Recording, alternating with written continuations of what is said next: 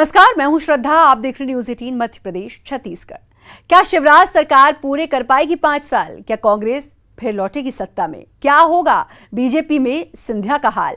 उपचुनाव के नतीजे लिखेंगे सूबे की तकदीर। चुनाव की तारीखों का ऐलान भले ही ना हुआ हो, लेकिन सियासत शुरू हो चुकी है। किसने कहां कितना दम दिखाया है, किसकी वजह से कौन बगावत के मूड में आया है, चुनावी चकल्लस में हर दिन दिखाएंगे आपको। कहां है घमासान की तैयारी, कहां है किसकी दावेदारी। जनता का दिल जीतने की लड़ाई में कौन है किस पर भारी। मौसम की मार से परेशान किसान सियासी पार्टियों की तरफ आस लगाए बैठे हैं। आखिर उनके जख्म पर कौन सी सियासी पार्टी पहले मरहम लेकर आएगी? किसान हमेशा सियासत का सेंटर पॉइंट हमेशा से रहा है। ऐसे में उपचुनाव में सियासी पार्टियां भी किसान वोटर को नाराज करने का जोखिम नहीं उठाना चाहती। अब किसान वोटर को साधने के लिए बीजेपी ने नया तरीका इजाद किया है। बीजेपी नुक्कड़ नाटक चौपाल के सहारे अपनी नैया पार लगाने की जुगत में है। बीजेपी के किसान मोर्चे ने भी किसान को साधने में अपने अंदाज में जुगत लगाई है।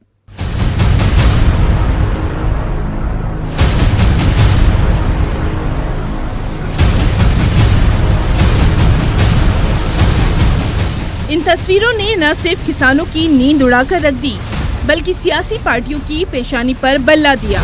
जहां किसान पर मौसम की मार, बाढ़ का कहर और सोयाबीन फसलों को हुआ नुकसान किसान के लिए परेशानी का सबब बन गया। आखिर इसकी भरपाई कैसे की जाए? सवाल है कि क्या उपचुनाव में ये मुद्दा गर्मा सकता है? क्या ये मसला सियासी पार्टियों की मुश्किल बढ़ा सकता है? इन सबको भांपते हुए बीजेपी सरकार ने किसान वोटर को साधने और उनके दिल में जगह बनाने के लिए एक नई रणनीति बनाई है। पूरी ताकत के साथ में अपनी बात किसानों को कहकर भारतीय जनता पार्टी के पक्ष में वातावरण बनाएंगे, किसानों को भारतीय जनता पार्टी के पक्ष में करेंगे और सामूहिक उपचुनाव विजयी बनाने में किसान मोर्चे की और किसानों की एक महत्वपूर्ण भूमिका रहेगी। किसान हमेशा से सियासत का सेंटर पॉइंट रहा है। उपचुनाव से पहले कोई भी पार्टी किसान को नाराज करने का जोखिम नहीं उठा सकती। मौके की नजाकत को भांपते हुए राज्य की बीजेपी सरकार ने किसानों को साधने की कवायद शुरू कर दी है, जिसका जिम्मा सौंपा गया है किसान मोर्चा पर। बीजेपी ने अपने किसान मोर्चा को अन्नदाताओं के पास जाकर उनकी समस्याएं सुनने और निराकरण करने के लिए सरकार से समन्वय की जिम्मेदारी सौंपी है।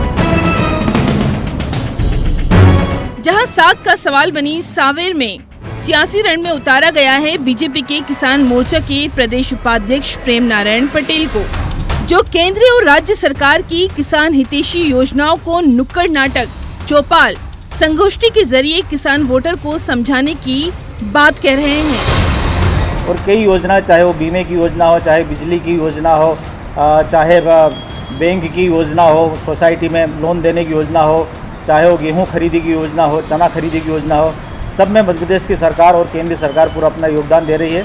इन सब बातों को हम किसान मोर्चा गांव-गांव तक नुक्कड़ सभा के माध्यम से और हमारी छोटी जो संगोष्ठियां हैं उसके माध्यम से हम गांव-गांव और पंचायत स्तर तक लेके जाएंगे। हालांकि सरकार बीमे की रकम दिलाकर उनकी भरपाई करने की कोशिश कर रही है। वहीं सोयाबीन की फसल खराब होने से किसानों को हुए खामियाजे पर कांग्रेस भी इस जंग में कूद पड़ी है, जो उपचुनाव से पहले ये मौका हाथ से गंवाना नहीं चाहती। बीजेपी के इस दांव का जवाब आखिर कांग्रेस कैसे देगी? जहां कांग्रेसी नेताओं का कहना है कि तत्कालीन कमलनाथ सरकार में किसान कर्ज माफी की योजना, शुद्ध के लिए युद्ध, मिलावटखोरों पर नकेल, भूमाफियाओं पर शिकंजा के मुद्दे को जनता के दरबार में वो ले जाएगी। पूरा इंदौर शहर ही नहीं, समूचा मध्य प्रदेश इसके लिए गवाह है कि यहाँ भू माफिया हो, शुद्ध के लिए युद्ध हो, या किसान ऋण माफी हो, या अनेक ऐसी योजनाएं थी जो कमलनाथ जी ने करी। अगर वो लेके भी जाते हैं तो उनको मुंह की खाना पड़ेगी गाँव-गाँव।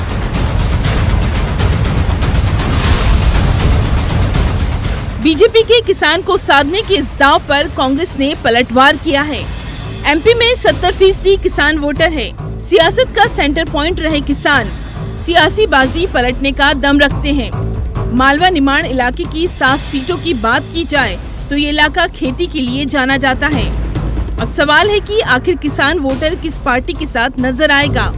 किस सियासी पार्टी की रणनीति किसानों पर अपना जादू चलाएगी। इंदौर से अरुण कुमार त्रिवेदी के साथ bureau report, news 18 Madhya Pradesh Chhattisgarh.